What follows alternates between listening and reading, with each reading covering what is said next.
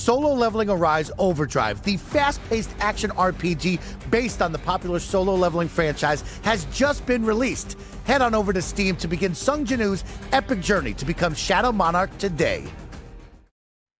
Today's stories include Prince of Persia Sands of Time Remake could be coming sooner than you think, Ubisoft hasn't exploded, and Persona's creator wants to invent JRPG 3.0. We'll have all this and more because this is Kinda Funny Games Daily. Crazy.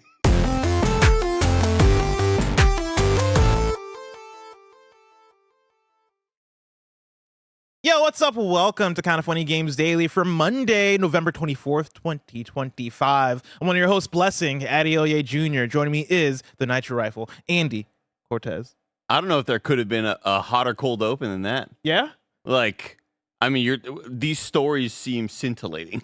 You know what I mean? I mean, listen, JRPG 3.0, I've been asking for it for a very long time. That sounds wild. I don't know what 2.0 is. I mean, I don't know if he knows. We'll get to the story later. Love it. I love it. Because I got so many questions about when 1.0 transitions to 2.0. Right. It reminded me of when, people started talking about like Web 3, and I'm like, what the He's like, when were we at Web 2? Yeah, we're Web coming up 3 with mean, stuff. man? Internet 2, yeah. Yeah. Very exciting. Golly. How are you doing this morning, Bless? I'm doing good. I'm tired. Yeah. I had a late night last night. Me and the homies went to get hot pot. Oh, okay. It was great. It was at a spot in Oakland called Moo Pot, I believe is what it was called. Fire. Absolutely great. But And then after you eat that, you're like, I got quite the trek back. oh my God, dude. We got out at like 10 p.m. Ugh. and I left my stuff at their place because we were like, oh, when we finish Hot Pot, we'll have time to go back and play Magic the Gathering or whatever. And then we get back and I'm like, guys, I got work tomorrow. I gotta go. I don't live here. I gotta go somewhere. And so just got back super late last night. Didn't wake up early this morning to go to the gym. And so everything's kind of starting slow for me this morning, but Gotcha. I'm getting there. How are you doing? I see your shirt and it says Hot Boys, and all I can think about is how we dem boys, Bless. We done boys. I saw you tweet that the other day. We dem boys. Was that last night? Yeah. What happened? Cowboys are losing 21-0 against the Philadelphia Eagles. Wow. Things couldn't be worse in my life. Wow. Close to ending it all. Wow. You know? And but we them boys? 21-7 happens. I'm like, oh, okay. Mm. But they're gonna do the Dallas Cowboys thing. Oh, they're gonna 21-14 suddenly. I'm like, oh shit, don't do this. Don't do it. Don't get my hopes up. 21-21. No shot. And they are grasping defeat from the clutches of victory. Blessing. Oh my God, the amount of it was just Cowboys win 21-24. Wow. Wow. Freedom boys. Wow. Like, come on. Man, dude. Congratulations. Holy shit. And it was Freedom like, boys. it's a season saver. Yeah. Like, or We else needed this. if you lose this, you do not make the playoffs. Wow. Still a good chance they don't. But like really, really needed this Wow. one. And it was, oh my God. Freedom boys. We Dem Boys. Dude. Congratulations. Started off the street, just play, put on Wiz Khalifa, We Dem Boys, and just had a great time. That's awesome. Yeah. Well, you guess what?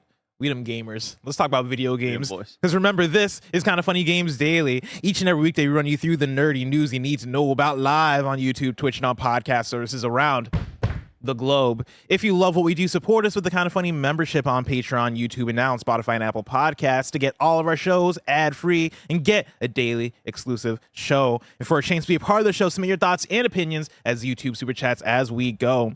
Some housekeeping for you. We're an 11-person business all about live talk shows. So today, after KFGD, you're going to get Gamescast, which is Mike's Kingdom Come Deliverance 2 review. And then after Gamescast is a Kinda Funny podcast. Then the stream is a Solo Leveling Arise sponsored stream with Mike and Kevin. Should be a very fun time. Kevin watched Solo Leveling. He did. He's a fan of Solo Leveling. Watching. Yeah. Yeah. Been watching it. I also want to make a reco for you, Bless. A reco, I know you, okay. I know you love hanging out with friends in a living room. I do. Doing activities together. Yeah. I'm not being sponsored to say this. We had a sponsored stream on Friday where we played Demio, Dungeons and Dragons. Dude, do you know, I was kind of jealous that I wasn't on that stream. I know I just needed to ask, and somebody probably would have hopped off to let me on. Yeah. But I didn't realize it until the very last moment that it was a D&D style thing. And I'm pretty sure I played Demio in like VR. Where it's like that was like the versus mode or whatever. I played like the PSVR 2, like whatever they launched with. Yeah. Yeah, so that was more of like a 1v1 or 2v2 type thing. So this is like just straight up campaign. And again, we were sponsored on Friday. We're not sponsored to say this anymore. But so you could still play in VR if you want with the MetaQuest and like go around the little table and like throw the dice or whatever. But it's essentially baby's Baldur's Gate 3. That's cool. Where for anybody who has wanted to hop into a situation like that, like obviously nowhere near as deep as Baldur's Gate 3. In good ways and in bad ways, because I feel like Baldur's Gate 3 can be really intimidating when it comes to inventory management, and suddenly you have a shitload of all sorts of stuff and you don't know what to do with, and the mechanics go insanely deep when it comes to like the battle system. Like, yeah, the battle system and what your moves are and what you should upgrade here. And it's just like, it's a lot more simple, and you're just little like toys on you're just little figurines like, on a tabletop game or whatever.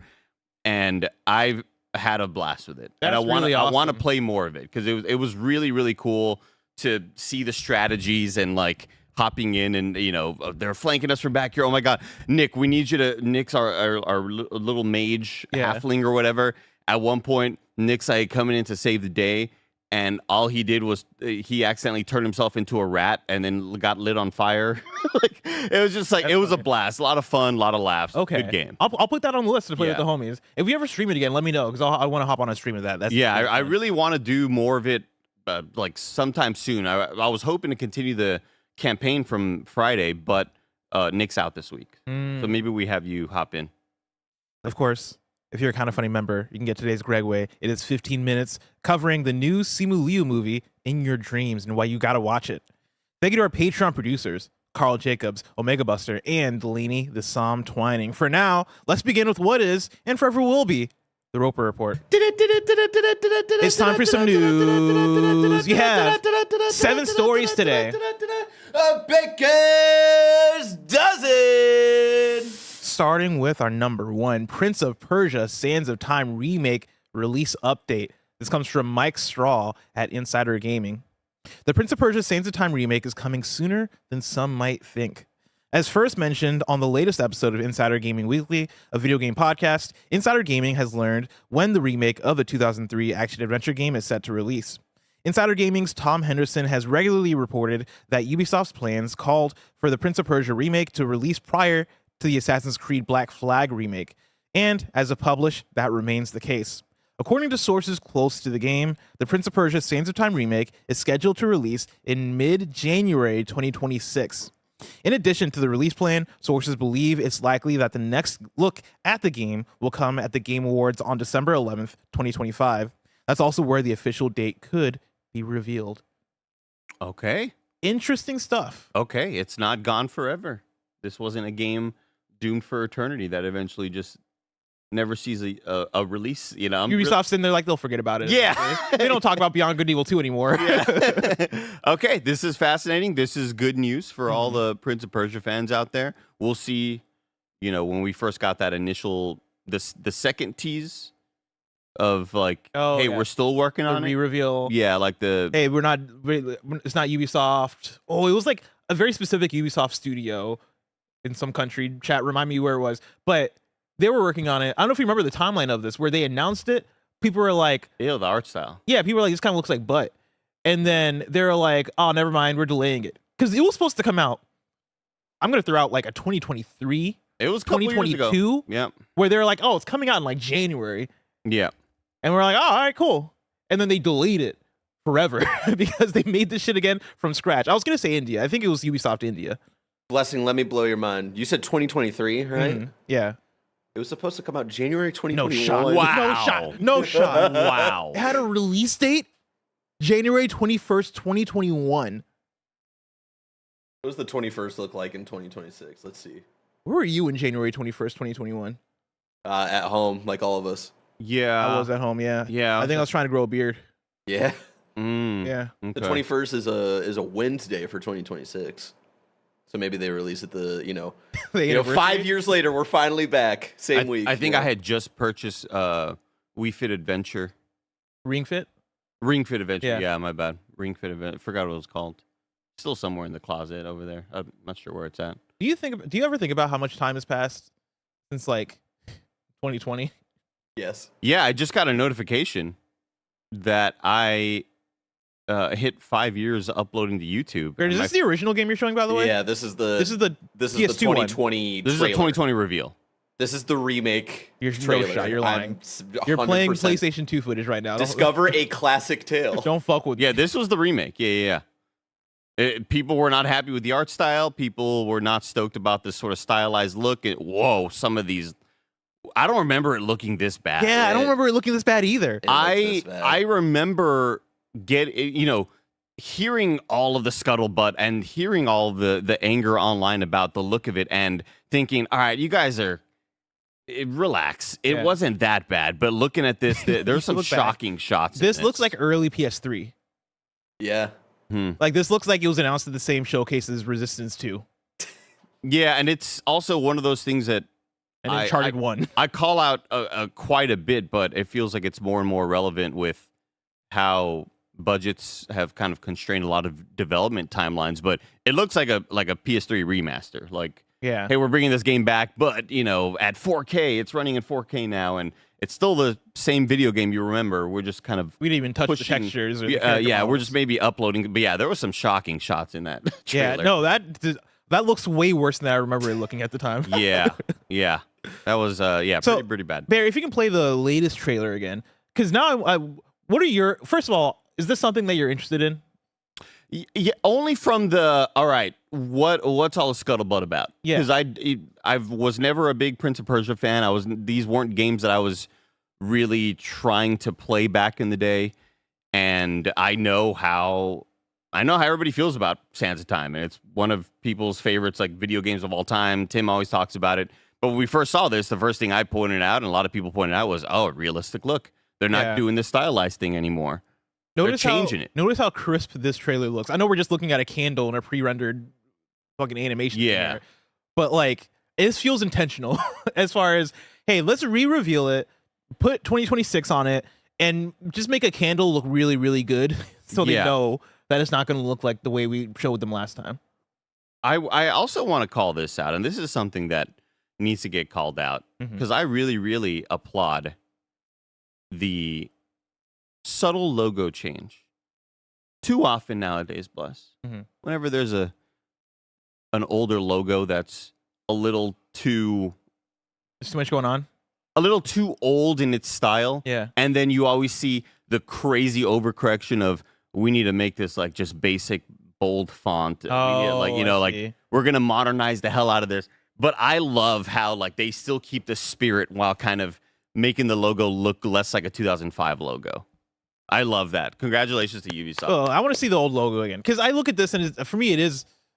I like the font, but this is the old Prince of Persia logo.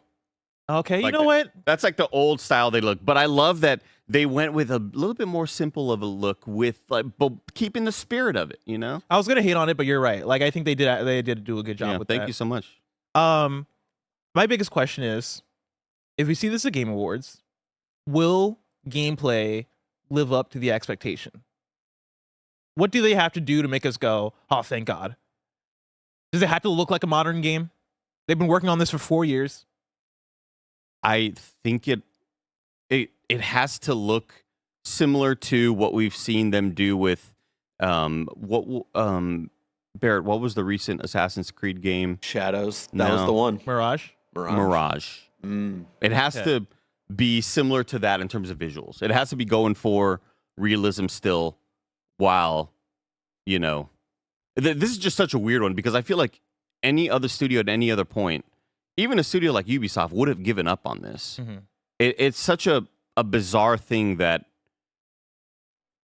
you spend 4 to 5 years going, shit, we got to go back to the drawing board. Especially for Prince of Persia, which is, I know Prince of Persia, like you mentioned, Sands of Time. It's popular. Some people's favorite game, right? Like it's of that level. But I feel like the IP name, the brand name of Prince of Persia, you're not, in modern times, you're not stacking it up against like an Assassin's Creed or Far Cry or whatever. But I do think the thing I will applaud is that I think right now Ubisoft is in a place where they should be looking at some of those dormant IP and revisiting them to see if they can hit. Like I think a Prince of Persia is a worthy enough thing to go, all right, let's give it a shot to see if people fuck with it and buy it, because maybe this is a thing we can make more of. I would say the same about Splinter Cell. Hey, let's make a new Splinter Cell, see if people buy it and like it, because if so, that creates another lane where it's not just Assassin's Creed after Assassin's Creed game. And in a similar vein with the Splinter Cell, they've stuck with that, weirdly enough, even with all the troubles that...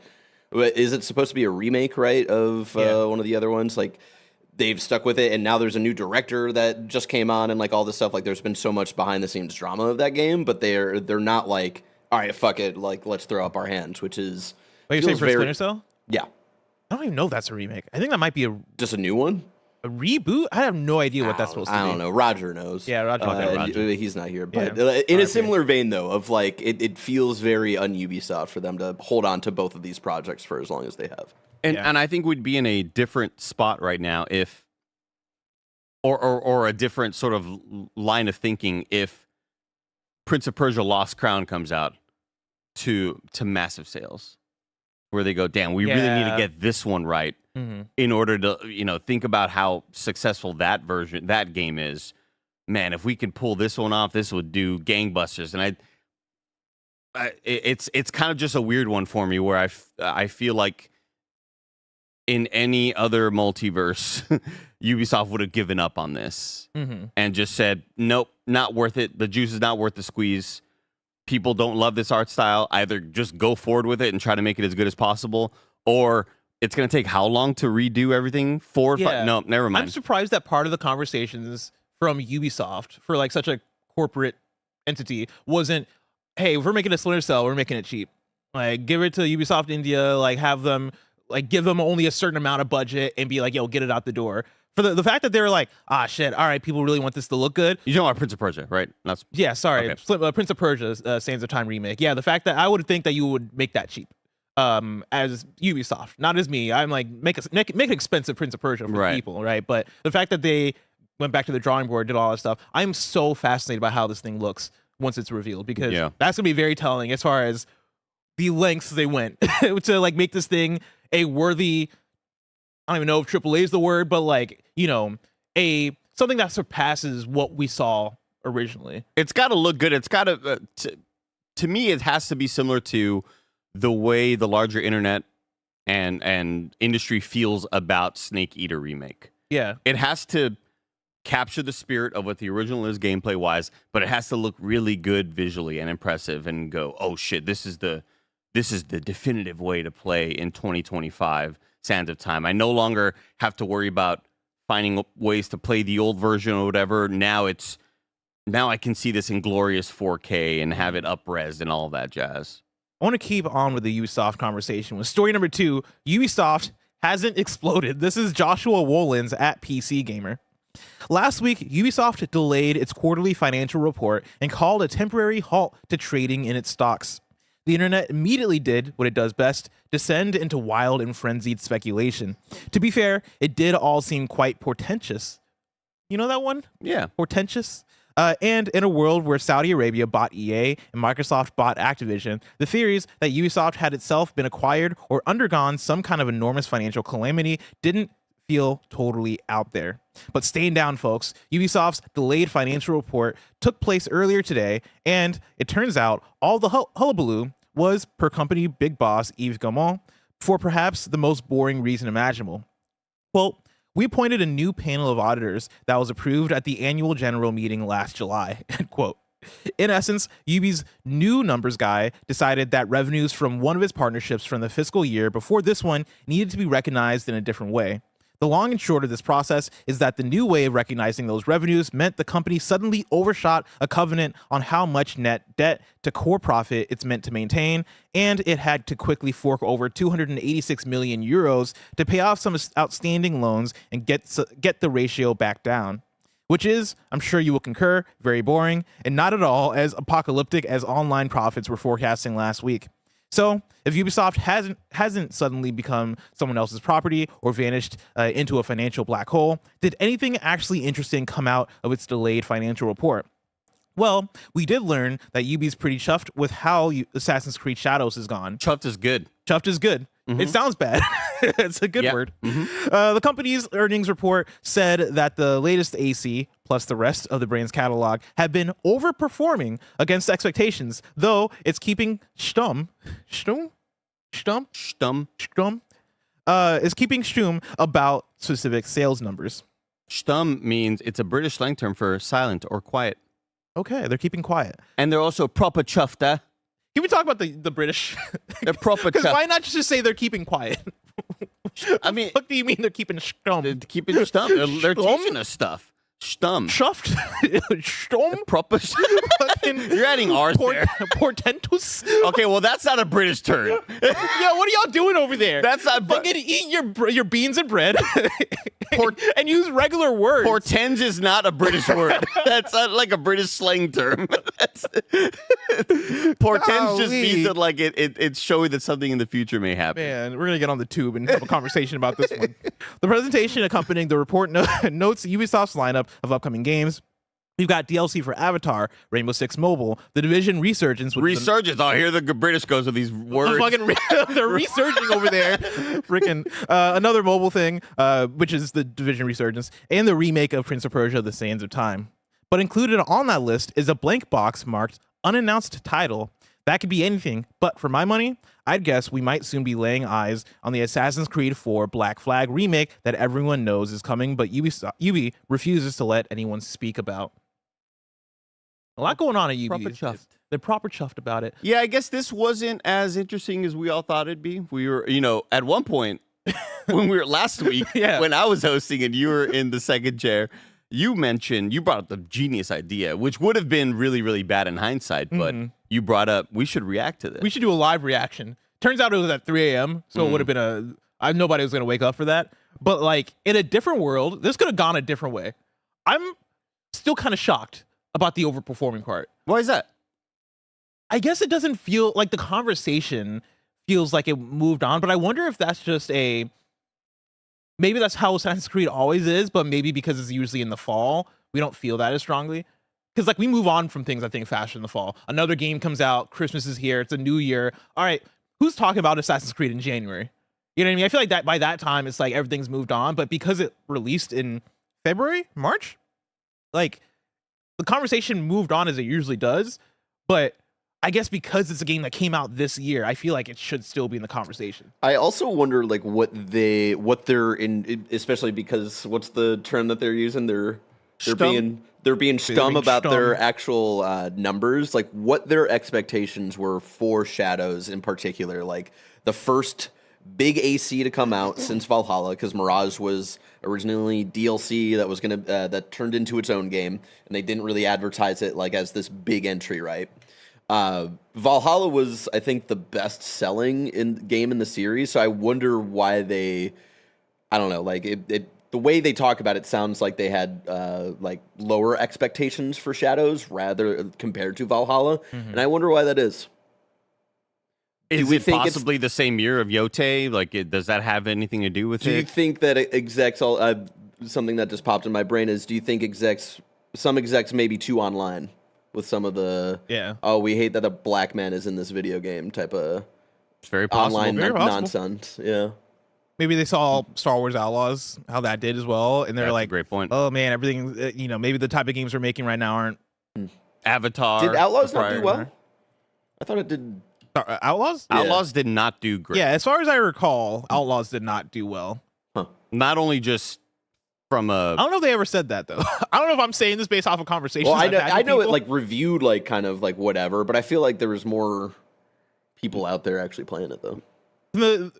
From the people in the streets that I be talking to sometimes, I've heard that Star Wars Outlaws it did not do well. But that was also like, I'm pretty sure you're not wrong. Like but I can't remember if they've actually come out and said that. Yeah, it's you're definitely not wrong about Star Wars Outlaw sales. It didn't just underperform critically; it also was financially. Star Wars Outlaw. Oh, that's AI. I'm not gonna read the AI one. Star Wars Outlaw sales. Star Wars Outlaws has not met sales expectations. Well, this is just a Reddit post. This is from tweaktown.com. I know Tweaktown. Here we go. Star Wars Outlaws missed Ubisoft's expectations again despite content update. This is back in this February.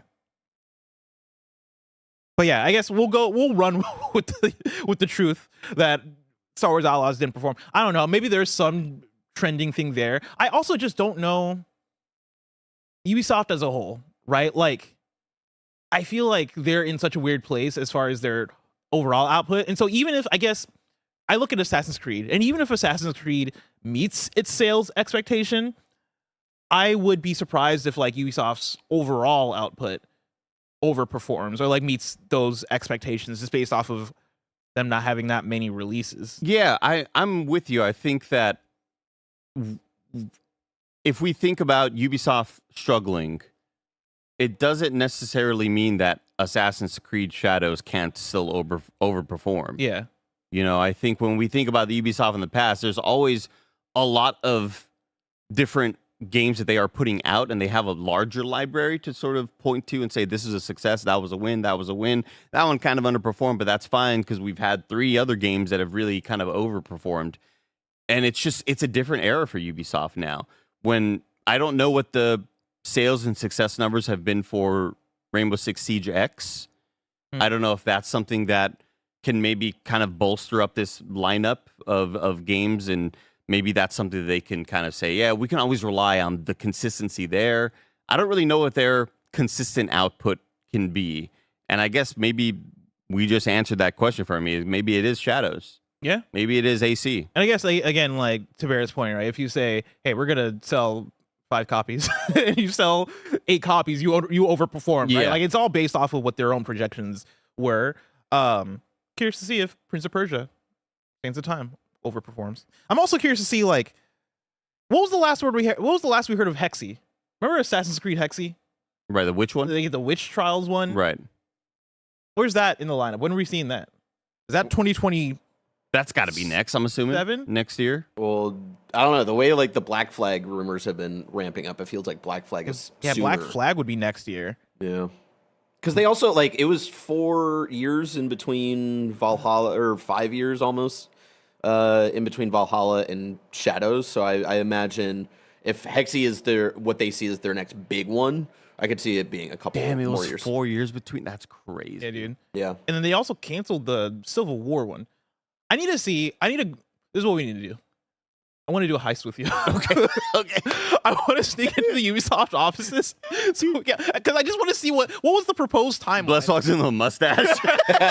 Bonjour. Sacre bleu. Start speaking whatever French I know. Andy just Omelette shows du up as fromage. Verso. I just want to see whatever calendar they have. Like, hey, this was our proposed plan. Because, like, I don't understand, where Black Flag, Hexy, the Civil War one, that they were like, we can't have black people killing Nazis. The people will freak out. Like, when was all this going to happen? In regular And where's content Beyond Good and Evil updates, 2? all in, what was the... Infinity. Assassin's Creed Infinity. Dunder or whatever. Mifflin Infinity. Yeah. You want Kevin Feige to show up to show the board and say, like, here's our release Yes. date, Yeah. release count. Oh, dude, that might fix Ubisoft. Ubisoft needs Kevin Feige to come out on stage and be like, here are the next 10 years leading up to Assassin's Creed Infinity War. That would go so fucking hard. And one of them is like Assassin's Creed Hex. He goes, but we didn't think that name quite fit. Yeah. And then it's puts his finger up and it changes to like the Witch Trials. Witch The Trials. Fucking Oh, crazy, dude. God, dude. Oh man. Take me back to like peak Marvel. Peak Marvel time. Peak MCU is maybe the happiest I've ever been in my Honestly, life. same. Honestly, I get emotional thinking about Me it. too. Oh, leaving Infinity War, that feeling of like, wow, Get out of they town. did it. Oh man. Get out of town.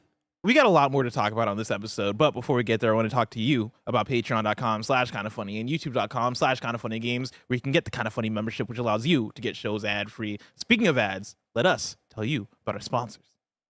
The wait is over. Solo Leveling Arise Overdrive, the action RPG based on the popular solo leveling franchise, is now available on Steam. As I previously mentioned, I'm a huge solo leveling fan, and this game comes at the perfect time as everyone is patiently waiting for the next season of the anime. But now I can dive into this world and feel what it's like to actually be Sung Jinwoo as he continues to fight to become the strongest hunter. And I can even join up to 3 friends for some co-op raids to defeat incredible bosses and see who really is the best. If you don't know the story, players will work their way up as Sung Jinwoo, an E-rank nobody that no one wants in their raiding party, clawing their way up to becoming the powerful Shadow Monarch.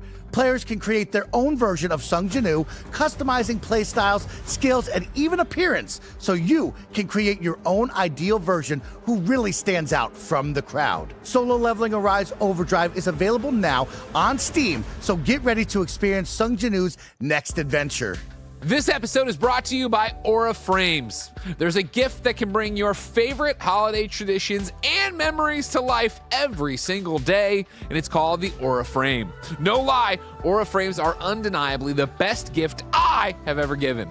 Families, friends, partners, everyone loves being able to have beautiful frames showing off their loved ones and favorite memories. Plus, you can order the frame online and preload it with photos and videos using the Aura app, so it's ready to go right out of the box. There's unlimited storage, so you can add as many photos and videos as you can find. For a limited time, visit auraframes.com and get $45 off Aura's best-selling Carver matte frames, named #1 by Wirecutter, by using the promo code KINDAFUNNY at checkout. That's auraframes.com, promo code KINDAFUNNY.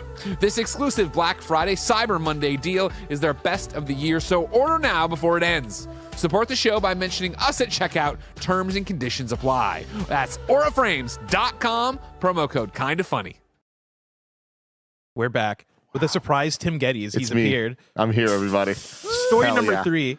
Tim, I want to talk to you about this game called Wild Blue. Wild Blue Skies. Wild Blue Skies. Is the name of this game, which is really exciting. It is a Star Fox 64-like, which the world needs way more of. We also just need more Star Fox, Yeah, we period. do. And if we're going to get more Star Fox, I'd rather it be Star Fox 64, okay? But the thing about Wild Blue Skies is it's by Chuhai Labs. I was trying to figure out like when this happened, and I couldn't put my finger on it just from YouTubing. This was one of the games that they announced in the last year, I want to say. We were watching some showcase and the trailer came up for this, and it was like announcing like the people working on it, and it was like a really wacky out there trailer that had less to do with the game and more to do with the people that worked there. And we all really dug the vibe of it. Do you remember what I'm talking about? It was like low key. so extra, like so over the top. And then they were talking about, yeah, we're doing this game. Anyways, I got to play it finally, and it is very exciting. We've seen a lot of games try to mimic the Star Fox 64 style, right? And I don't think that any so far have fully achieved it. This one, I will say, from my, I don't know, hour or so that I've got to play the game, is the closest we've gotten so far. In fact, I think that in some ways, it just is Star Fox 64. The first level of this, I am almost shocked, is not just a one-to-one recreation of Corneria from Star Fox 64. Slightly different looks, slightly different sounds, but like the beat to beat, what happens, like every set piece, it is all exactly the same. And that's a good thing, because I think that that's them putting their foot down and being like, hey, y'all have just been asking for Star Fox 64. Here it is. Then the next couple levels I played, including this one, Hurricane, were different, were brand new, but still had that kind of vibe of Star Fox 64. And you might ask, Andy, what is the vibe of Star Fox 64? What is it that makes that game so special? Obviously, it's your companions. It's you and 3 others, AI, flying around you, and they're all chattering nonstop, right? But it's the personality of these different characters. You're this little dog. You got a kangaroo. You just got a bunch of animal friends, and they're all talking to you in the character archetypes you would expect. One of them is a little fuck up, and he needs your help all the time. More anthropomorphic animals. We just need them. We just need them. So yeah, it's kind of what you would expect. But every level ends with the boss fight and the more like all range mode type thing you got going on. It's just Star Fox 64, and that is the highest compliment I can give, because Star Fox 64 is one of my favorite games of all time. But it looks great. I love the cell shaded art style that it has going. It makes the kind of like hitboxes very clear. It makes attacks very clear. You know what you're trying to dodge and what you're trying to like go through. It seems very, very, very promising. I played it on my Steam Deck and absolutely loved it. Thought it looked great. I think it sounds great in terms of sound design and all of that.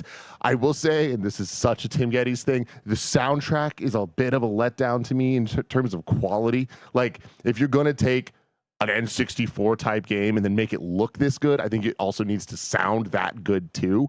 And I don't think that it does. And I think that's a unique thing to Star Fox, because Star Fox Assault was like one of the first games to actually use an orchestra. So I already have an understanding of like Star Fox deserves real shit. Yeah. But the style and like tone is so nailed here, and the gameplay is perfect. I am really, really excited for them to keep working on this and put it out. I think this is going to be one of those indie games that I think kind of is a step above. Like, I think that people are going to be talking about this once it comes out because of how much it is nailing the thing it's trying to emulate. That's awesome. And yeah, I always say, like, when PlayStation All-Stars Battle Royale came out, I'm like, you tried to copy Smash Brothers, but you tried too hard to make it different. Just fucking copy Smash Brothers. They're just copying Star Fox 64, and I think that they know that. People from the original Star Fox team are working on this, who also worked on Mario 64 and 1080 snowboarding. Like, damn, they got the pretty pedigree. sick. They got the pedigree. And yeah, it's really cool. Barrett, can you do me a favor? Can you go back to the beginning of this trailer and can we listen to it with audio for a second? I would love to see. Hang on, we'll get through this. Yeah, this is very Star Fox.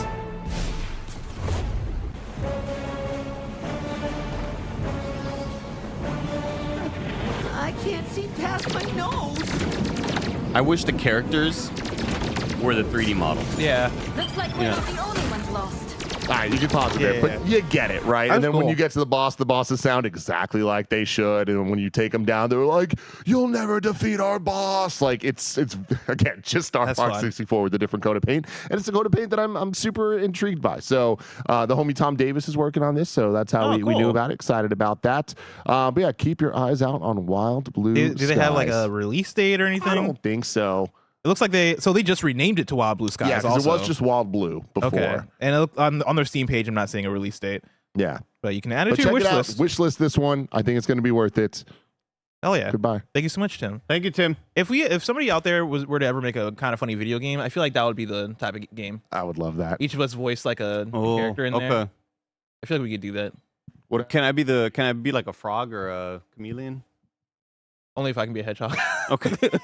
Just a blue hedgehog. Just a blue hedgehog. Let's move on to story number 4. Persona and Metaphor ReFantazio creator says he wants to create JRPG 3.0. Shit. This is George Young at Games Radar. Speaking at Korean gaming conference G-Star 2025, Metaphor ReFantazio and modern Persona director Katsura Hashino says that the JRPG genre is entering its third iteration he calls JRPG 3.0. During a talk called When Experience Becomes Memory, Designing Lasting Impressions Through Art and Structure, with art director Shigenori Sojima, Hashino discusses where he sees the future of the JRPG as a genre. During the talk, which was reported by 4Gamer, Hashino discusses how the genre has evolved through the ages. He separates JRPGs into 3 eras. JRPG 1.0 is the style of JRPGs of the past, JRPG 2.0 represents games of the present, and JRPG 3.0 embodies the JRPGs yet to come. I still don't know. I need the line. When did we start? When did we enter 2.0? Is what I want to know. It's the current ones. But like, when did the current did that start? happen? It's Yeah. currently. Was it 3D? Was it like PS3? Like what? It's just the one that came out right now. Everything else is 1.0. I gotta know what 2.0 is. 1.0. As translated by Games Radar Plus, Hashino says JRPG 1.0 includes the true classics. He says the genre split into its second iteration with its current style, which feels higher quality due to how much more responsive they are to the player. I need Kevin Feige to show up on. So like, okay. Well, we'll come back to it because I want to break that down because that might tell us something. However, the most interesting part of Hashino's speech was his description of the next generation of JRPGs. He isn't sure what JRPG 3.0, as he calls it, will look like, but he hopes his next game will be part of this new iteration on the genre. According to the article, he believes, quote, there will be a greater dimension to these games and they'll change the genre's structure and presentation at a fundamental level, end quote. All right. A fourth dimension. A fourth dimension. So he says second iteration, current style, it feels higher quality due to being more responsive. So like Persona. Is that what we're saying? What does he mean by responsive though? Or could it be Mario and Luigi? Yeah. Does Mario and Luigi, is that the split? Was it Mario RPG with like the like the real time, like Yeah. I think that was Mario and Luigi. Or is Mario? it just more like Paper action Mario. I think it might have been Paper RPGs, Mario. You know, No, it was Mario and Luigi. I don't think Paper Mario. Fuck, I don't remember. Chat, which Mario RPG had like the parries and shit and the jumping? I thought it was Paper Mario, I thought they both did. All of them had it. but like the first one. You know. Oh, so it was Super Nintendo. I think Chad is saying they all did. Okay, so Mario RPG. But I don't think that's what he's saying though. Hmm. Do you think? Well, because he's saying like that's when the player's feeling more active and more a part of the battle. Okay, let's do this. Forget what he's saying. Where would we say JRPG 2.0 started? I'll go first. Final Fantasy 7. Yeah. Is that what you're gonna say? Yep. Yeah. A third, all the different dimensions. You had like different forms of the characters art wise. Where it's like here's a little baby that they look like when they're in the overworld. Yeah. And here's like how they look in Little battle, and chibi. here's how they look Yeah. in like cutscenes or whatever. Maybe he's talking about production as Because well. like Yeah, you also 'cause- had like the limit break system and like Yeah. I feel like system wise they were doing things in Final Fantasy 7 that were really But cool. like, does any of those systems, which are great systems, and I'm talking about Final Fantasy, I'm talking about Persona, Expedition 33, Mario RPG, whatever. Are any of these things that like fundamentally change what a turn-based RPG is that would turn it into a 2.0? Because I get what you're saying, Andy, of like, yeah, Final Fantasy 7 being like a big step up production-wise, but are we talking about presentation value or See, the fundamentals of what an RPG is, which I personally, there's been a lot of great pushes and innovations. I don't know where like a clear 2.0, oh, these ones are now like a fundamental, like complete change and evolution of what 1.0 See, I think of the was. impact. I know there's a different thing, right? But I think of the impact of Final Fantasy 7 and how that changed, I think, the culture around JRPGs, especially in the West. But like, that's where I'm at with it. I don't know if I can point to a singular JRPG. I guess as a 2.0, this shifted things mechanically in such a strong way. I feel like it's all been kind of iterative, not in a bad way, but iterative as far as like, the JRPGs have slowly gotten. They've been like kind of nominal in how all right, now this new one has Yeah. this system that like isn't completely changing the game, but it's a little bit. And we also got to figure out like when we think about just what a JRPG is, it's a Japanese role-playing game. And our mind immediately goes turn-based combat. Yeah. Because that's what they were called back in the day. Mm-hmm. And I've just still never quite loved that we're still sticking to like See, it has to be turn-based to be a JRPG. I still stick to that, but it's also like the thing of So is Final Fantasy VII Rebirth not a JRPG? no. I mean, like I think you can make the argument because of like you can slow down time and pick from menus and shit. I think it 100% is. I think you that's could like make that argument. maybe that's like I don't think Final Fantasy 16 is a JRPG. I think it's 2. I think Final Fantasy Rebirth and Remake are like 2.9. You know, when like a game's about to update and like, and you see like, wow, we're getting close to a next big sort of a next big number thing. I think we just need to stop saying JRPG and just say turn-based and active RPG. That's what I've been saying. Yeah. Because literally, like, listen, by I've been of the definition, mind- RPG from Japan and, like, Fair- Final Fantasy 16 just so you know, is you're- literally just from... You've come Fuck! around. You've come around to agreeing with me, Barrett, because I've been saying this for years. For Game Awards, stop with the best RPG, make it best turn-based RPG and best action RPG. Well, that no, makes more I'm not sense. there with you on that. I mean, that sounds like what you're saying. It sounds like I think it's a different... No, I think that's what we just... I just don't like the differentiator that we constantly use of best JRPG just meaning turn-based, which is, like, just... I don't think that's what that definition should be. Do you think, what does JRPG mean to you then? Would you call Elden Ring a JRPG? Yeah, because it's an Absolutely RPG from not. Japan, man. Absolutely not. I think it's a weird differentiator. I think that's a weird... Like, Elden Ring probably has more in common with, like, fucking Fallout than it does with, like... yeah, a turn-based RPG. When if I'm you know it when you see it sort of thing. Elden Ring I don't look at as a JRPG, Yeah. even though it is a It's Japanese an game with RPG mechanics. I mean, I'm down. But I just hate the genre name anyway. Like I'm just like we're when we're talking about what best RPG was for the Game Awards, and in my mind, Kingdom Come Deliverance 2 is the most RPG of all of those games because it is a role-playing game and you are making choices that is dictating the rest of the game, and you are role-playing as a character, but then, well, those other games are turn-based, so they're RPGs. Yeah. Well, because And you're, that's I feel like another place where that genre started was more stats and stuff and strategy. RPGs are like Chad, I know Kingdom Come is not a JRPG. I'm talking about just RPG. I think RPGs are such a vast and wide genre because, like, and I think this is a good problem to have because they contain a level of depth and a level of variety that is very rich for what RPGs are. I think JRPG and Western RPG and CRPG, like those terms can be useful, but I think they're so outdated now that I don't think they make sense to use them in a formal way. I think turn-based and action RPG are a bit more clear-cut and a bit more, they make sense for comparing to each other. I would rather compare Baldur's Gate and Clair Obscur and Final Fantasy VII, you know what I mean, to each other, as opposed to comparing those to a Elden Ring and a Fallout and a Breath of the Wild, even though I'm sure I'm getting to another thing there, right? But like, I think the mechanical similarities and differences matter more if we're trying to treat this in a formal way.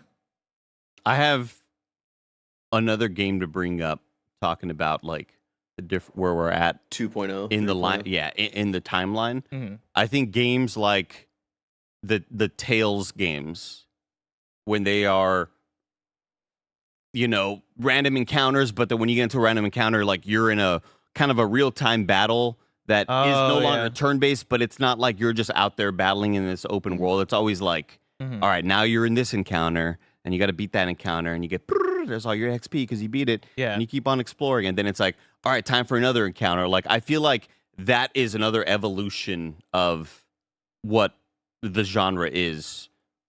I'm also thinking about I'm thinking about Kingdom Hearts. Vagrant Story as another kind of, you know, it's real time, but you get into these sort of turn-based encounters with enemies. So Prague RPG. now that we've all solved 2.0. Yeah, we nailed it. Now that we solved, let's talk about 3.0. Because I read this, and this is me being a little toxic guy. You know what I mean? Okay, This is just me a little toxic guy. me being a little gossip here. I think he saw Expedition 33 and was like, fuck, they're about to get to 3.0. I got to get to 3.0 before they do. But I don't know what 3.0 means. I don't know what 2.0 means. 3.0 is like where the video game industry fucking breaks. Once we get to 3.0, it's like getting the ring and Lord of the Rings. I feel like he's just talking about eras of great RPGs. Like, I don't know. I don't see his. I think we're already in 3.0. Damn. Okay. Yeah. I think Persona 5 kickstarted 3.0. That's what I'll say. Wow. Okay. Fucking sure. I think we're here. Yeah. I like that. I think he's talking about 4.0 or 3.5. Because I think, like, when I think of Persona and Metaphor and Expedition 33, we're in a new era, brother. Just to bring it back to the JRPG conversation for a second. I think everybody's golf hot shots was 3.0. Do you think, would you describe it's turn-based, there's stats. Yeah. There's a story. There's that one girl that is trying to date you or whatever. Yeah. Would you describe Avatar: The Last Airbender as an anime?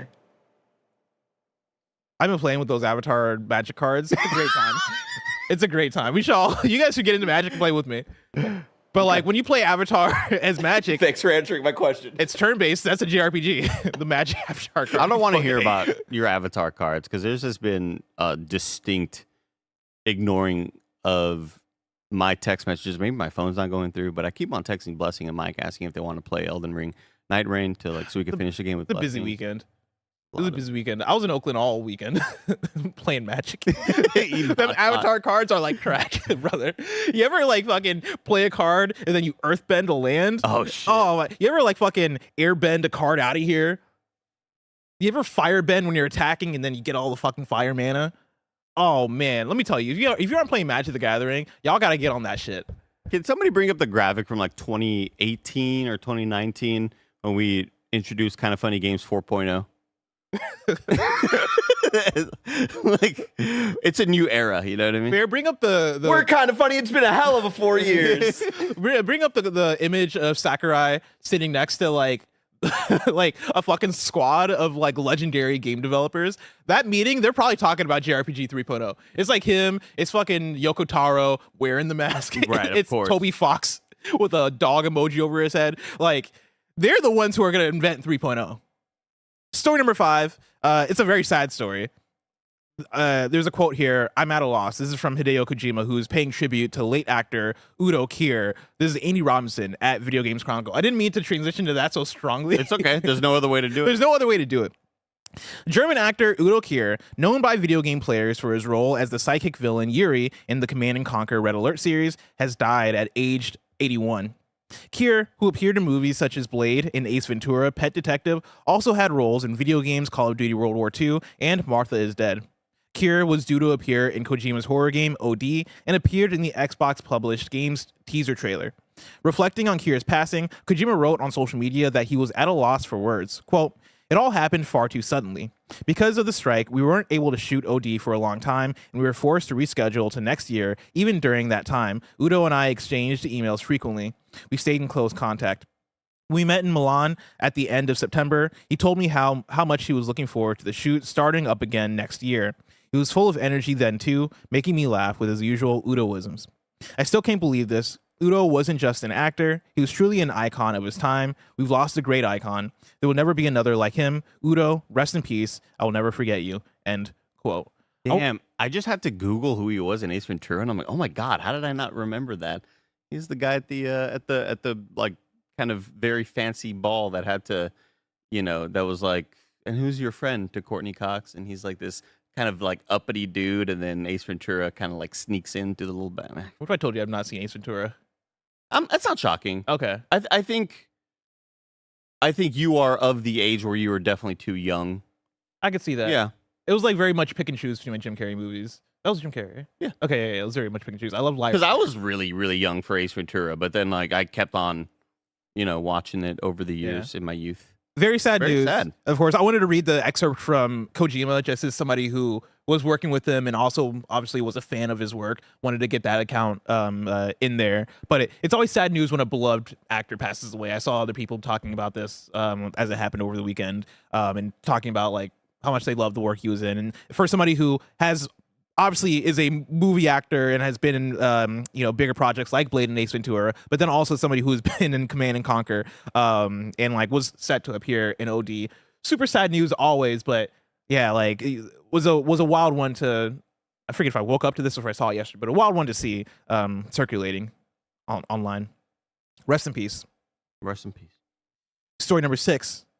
This is a quote from Charlie Cox. "Any credit I get, I need to give to him." That's Charlie Cox praising the motion capture actor for a Game Awards nod. This is Jordan Midler at Video Games Chronicle.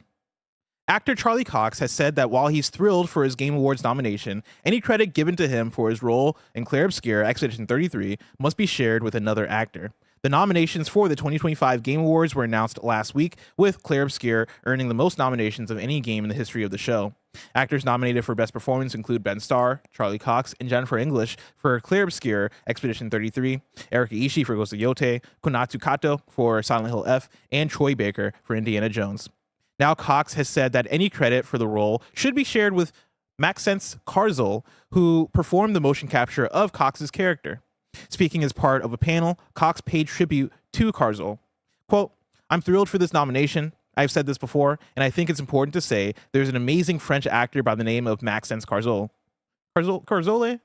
I committed to the Carzel, but I feel like I'm pronouncing it Probably wrong. Carzel. I don't know. Who did almost all of the motion capture for that role. Any nomination or any credit I get, I really have to give to him. I believe the performance of that character is really down to him. End quote. I love this. That's a great nod, right? Like shout out to the person who did the motion capture.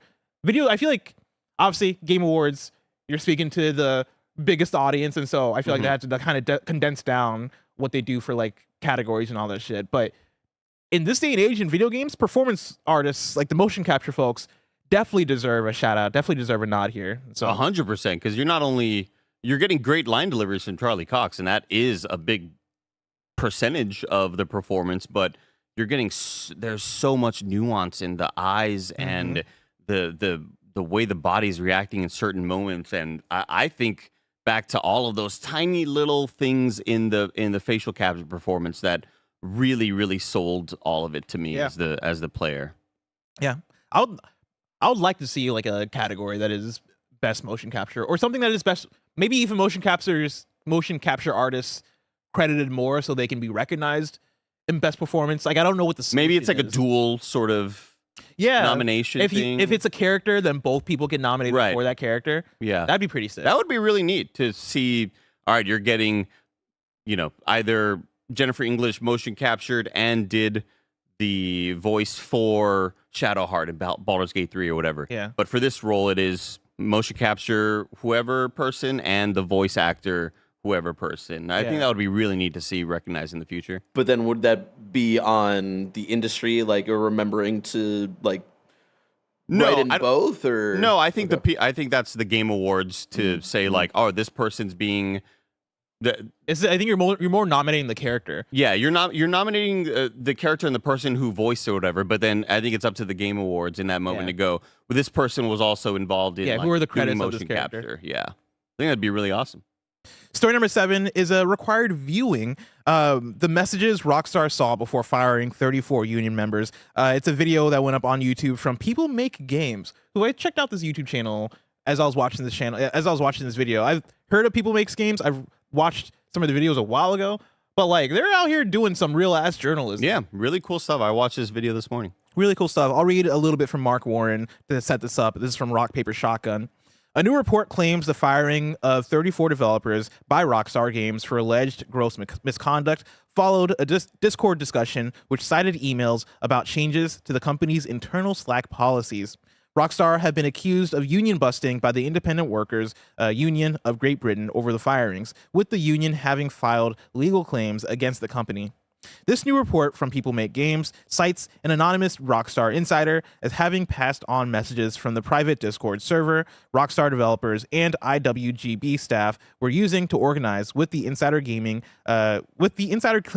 they believe these messages contributed to the firings. Highly recommend it that people watch the video. It's a 16-minute video interviewing folks that are out here protesting, that were part of this whole situation at Rockstar. And breaking down the situation a lot better for the viewer. Exactly. Because I think it has been kind of hard to parse what is real and what all the facts are, but I think that this video does a great job, as well as the last one they put out a couple weeks ago, telling you, here are what the updates are, and here is what's actually happening. Yeah, it warmed my heart to see, too, because, like, video games media hasn't had the best go in the last decade when you see closures, when you see acquisitions, when you see people get laid off and all this shit. And so I'm always scared and terrified about like the death of gaming journalism and like actual journalism and stuff. And so to see an outlet out here on the streets, like, at the protests, interviewing people, talking to people, showing what it looks like to be down there, I think is very important. And super cool. It warmed my heart seeing the video. Yep. Andy, People Make Games on YouTube is where people can find that. And they're doing big things out there. Mm-hmm. But if I wanted something smaller, say the tiniest news I needed to know about, where would I go? You'd go to our Last Story, the Wii News channel, where we cover all the small news items you need to know about. Story number 8, Wii News. Starting from Eurogamer, any future Hollow Knight games after Silksong would exist alongside the others as standalone entries, says Team Cherry. MiHoYo has announced Varsapura, its next major open world game currently in development on Unreal Engine 5. They uploaded like a 30-something minute YouTube video. As always, game looks ridiculous when it's coming from... They say MiHoYo, but I feel like they're called HoYoverse now. I don't know the difference anymore. I do want to kind of be on your side here, because I definitely read it in my mind as Varsapura as well. Yeah. Varsapura is what it's called. David Grivell is rejoining Ubisoft Toronto as game director on Splinter Cell Remake. He announced that on LinkedIn. Skate Story is coming to PlayStation Plus Extra and Premium on its release on December 8th. Power World Home Sweet Home update, including Ultra Kill collaboration, launches December 19th. Everybody's just collaborating with anybody. And then our last Wii News story comes from WECT Digital Studio presents and Kinda Funny best friend Scott Pakilis Scott sat down with comedian and musician Reggie Watts and used a certain video as a springboard to talk about creativity in the internet age and all the modern tools / platforms that millions of people have access to. Barry, if you can roll a clip from that. Well, I'm going to play a video for you, and this is from a group called Kinda Funny, and this is one of their creators, and his vibes and music style kind of remind me of you, so I'm just going to play it for you real quick and get your thoughts on it. Okay. So they are a video game outlet, and he was working on this during, Why has Reggie Watts seen this? Putting together their top 10 of the year type of list. And 1, 2, 3, 4. We all love gaming. Time to get a high score. Next is 5 and Reggie, I'm sorry. Many great games. Time to build this list. Him bobbing his head like a little bit. You gotta ask yourself Just a little bit. Done. I won't need a defender. 8, 9. He's feeling it. Reggie Watts is feeling it. He's feeling it, dude. If your list is bad, Does he get to the Michael Fassbender part? Yes, I'm a 12-year GameStop Power Up Rewards member. It's an old I wanted photo. to showcase him because I felt like, that style, I feel like is only possible in this internet age of like stuff that's like, you don't want to say purposefully bad, but purposefully offbeat. Yeah, and I thought it was something's great. What do you off mean? about this, and that's where the humor comes from. I love that we're in that age. Totally. Well, yeah, it's great. It's like we have so many examples of people emulating the awkwardness of things, or I can't knowing believe that Reggie it's Watts kind of is weird. seeing and That's they're just so going fun. That's for such it, a great and fun fact There's for so me many now. examples of it. So some people are doing like meta versions. There's like 3 layers of meta on top of what they do, but yeah, I mean.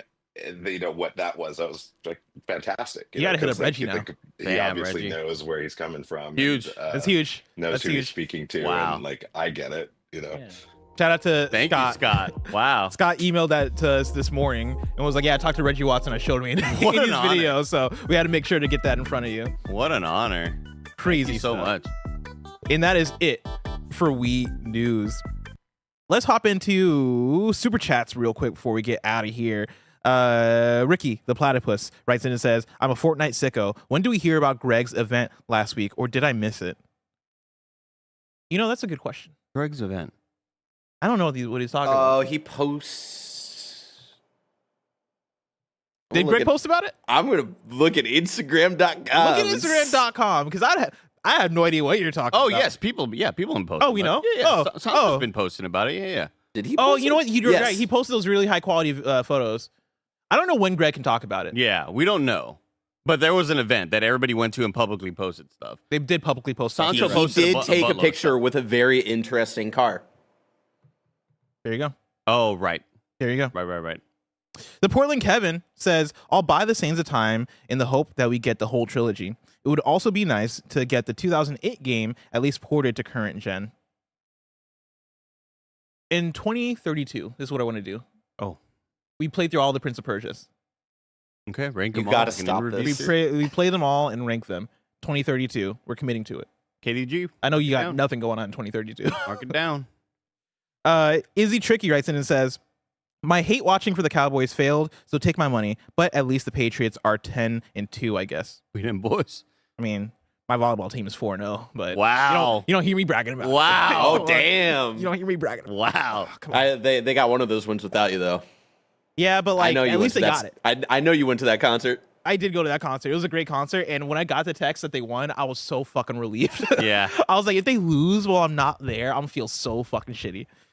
But what does that do for your MVP considerations where they go, well, they did win Definitely a game knocks it without down a him. bit. Yeah, for it sure. definitely knocks it down. Yeah. But like, we don't have a game this week because of Thanksgiving week. I'm returning next week with a Fury. Okay. I'm gonna be jumping over that net, dude. All right. I'm gonna be jumping over that net. Exciting. Kuwabara Kid writes in and says, I might do like a thing where, like, what if I treat our final game as a kind of funny meetup and I tell people, hey, show up. Everybody, Hang out. it's a big deal. Everybody sit in the stands. I love You're that. all invited. I don't know if that's allowed. We'll see. Because usually it's like you can bring a friend, but I've not tried bringing 40 people. An audience. Yeah, an audience. We'll be fine with it. Kuwabara Kid writes in and says, I've always considered Monster Hunter a JRPG. And to that, I say you're foolish. It's an RPG from Japan. Then who cares about these genres? Mm. Everything's a JRPG. If it's from Japan, yeah. You know what I mean? If the lead developer of Oblivion happened to be born in Japan, all of a sudden Oblivion's a JRPG. If there's a skill tree It's an RPG apparently now. Yeah. It's turn-based RPG. Everything has RPG elements. Yeah. Let's see here. Gadnook Dubs says, why not differentiate by calling it JRPG and JARPG, Japanese action role-playing game? This fucking call it turn-based RPG and action RPG and whatever. I feel like man. it's just. I feel like the more we like, keep the Japan and Western in these names, the weirder it gets. Yeah, specifically the Japan. I feel like it's just an action RPG, brother. We can't just keep adding J to everything because it was made in Japan. They're the fucking birth of the industry. They fucking carried the shit on their back. If anything, we're everything else deserves a W. Yeah. At the beginning of it. You're so right. Though we can call those RPGs. You're so right. God. No, the world revolves around us, bless it. Yeah. We're so fucking selfish. That's an ORPG. I was made in Ohio. This CRPG was made in California. Avanus says, who wins in a thumb war? A-hole or B-hole? Find out right you now. You good at thumb wars? I could try. Let's do that as the handshake. Instead of the handshake at the end of the episode, we'll have a thumb war. Super Oh My Glob 89 says, best Nintendo for me, 1 Ocarina. This is off of Friday's Gamescast, I guess. Good. 1 Ocarina, Metroid Prime, 3 Super Smash Melee, 4 Pokemon Crystal, 5 Wind Waker. I heard there wasn't a Mega Man game on that whole list. No, there was a Mega Man game. Oh, okay. Mega Man X wasn't on there, which is fucking insane. That's crazy. Fuel the Surge says, birthday tax turned 30 yesterday. Thanks for y'all. Thanks for all y'all do, and have a great Thanksgiving. Happy birthday. Happy birthday, Fuel the Surge. One of these days, I will have the party poppers. And we're going to have an actual birthday celebration for these birthday taxes. Jalapeno poppers.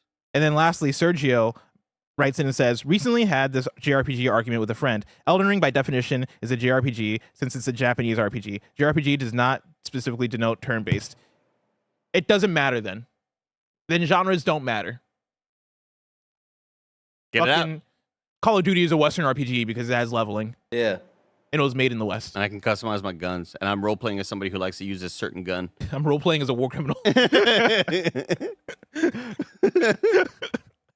UAV, fucking, you're doing terrible things in that video game. Drop the bomb on and bust out the dogs while you're at it. You're going crazy. That's a crazy role-playing game if you think about it. Let's hop into kindoffunny.com/you're wrong, where you write in and let us know what we got wrong as we got it wrong. Correct people watching later on YouTube and listening later on podcast services around the globe. These are all from, these aren't all. There's only 2 at the bottom, yeah. Yeah.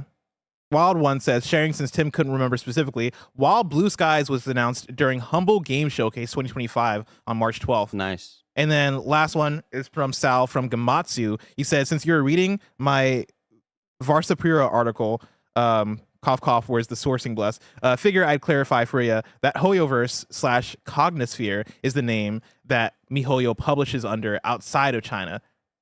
Thank you so much for that, Sal. So it's part of, I see. Okay. A larger conglomerate. And that was from Gamatsu, where I pulled the MiHoYo news from. That's a good call. My bad, Sal.